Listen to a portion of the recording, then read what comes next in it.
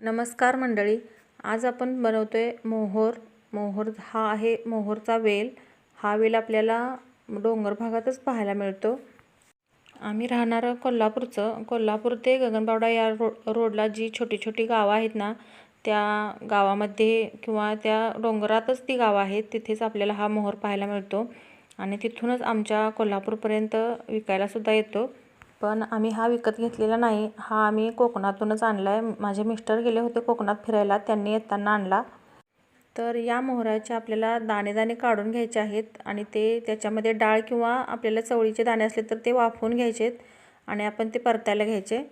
तेलामध्ये जिरं मोहरी घालायचं, कांदा घालायचा, छान भाजायचा, आलं लसूण घालायचं, ते भाजायचं, टोमॅटो घालायचा, लाल तिखट घालायचं, चवीनुसार मीठ घालायचं, हळद घालायची, परत कोथिंबीर घालायची अगोदर, नंतर मोहर घालायचं, चांगला पिळून घालायचा आणि 1-2 मिनिटं वाफ काढायची आणि अशी भाजी आपली मस्तपैकी तयार होते आणि ही पौष्टिक पण असते आणि चवीला सुद्धा खूप छान लागते। तर ही मोहराची भाजी तुम्ही कधी खाल्ली आहे का हे कमेंटमध्ये मला नक्की सांगा। धन्यवाद।